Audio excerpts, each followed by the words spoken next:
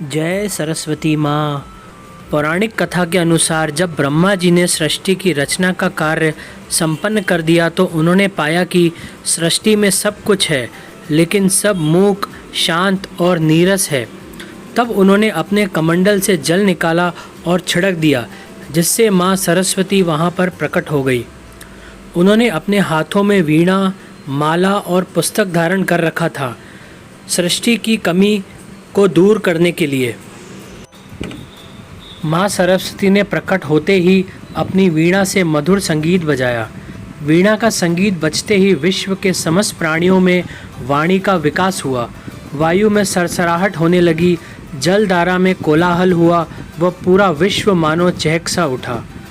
पूरी पृथ्वी में विभिन्न प्रकार की ध्वनियाँ गुंजयमान हो उठी, जिस कारण हर किसी में एक नया उत्साह व उमंग का संचार हुआ।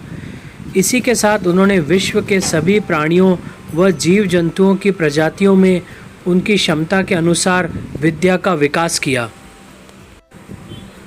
माँ सरस्वती के प्रभाव के कारण ही हर जीव के अंदर विभिन्न कार्यों को करने की दक्षता थी। वह सभी में उसी अनुसार अलग अलग कौशल विकसित हुआ। भगवान ब्रह्मा और माँ सरस्वती का विवाह। माँ आदिशक्ति ने ब्रह्मा जी से कहा कि जिस प्रकार माँ लक्ष्मी भगवान विष्णु की आदि शक्ति है, माँ पार्वती महादेव की, उसी प्रकार माँ सरस्वती आपकी आदि शक्ति व धर्मपत्नी होगी। माँ आदिशक्ति की कहा अनुसार भगवान ब्रह्मा ने माँ सरस्वती को अपनी अर्धांगिनी के रूप में स्वीकार कर लिया। हर गुरुकुल व विद्यालय में विद्यार्थी माँ सरस्वती की आराधना मुख्य तौर पर करता है। संगीतकार भी माँ सरस्वती को अपनी आराध्य देवी मानते हैं। धार्मिक मान्यताओं के अनुसार बसंत पंचमी यानी माघ माह में शुक्ल पक्ष की पंचमी को माता सरस्वती की उत्पत्ति हुई थी। इस वजह से बसंत पंचमी के अवसर पर सरस्वती पूजा करते हैं। इस दिन माता सरस्वती को उनके प्रिय भोग अर्पित करके आप करियर या शिक्षा प्रतियोगिता में सफलता प्राप्त कर सकते हैं। बसंत पंचमी के दिन आप माँ सरस्वती को बूंदी बेसन के लड्डू, केसर भात, पीले चावल, मालपुआ आदि भोग लगा सकते हैं। इससे देवी सरस्वती प्रसन्न होती है और भक्तों की शिक्षा, प्रतियोगिता, कला और संगीत के क्षेत्र में सफलता प्रदान करती है। इन्हें शारदा, शतरूपा, वीणावादिनी, वीणापाणी, वाग्देवी, वागेश्वरी, भारती आदि नामों से भी भक्त पुकारते हैं।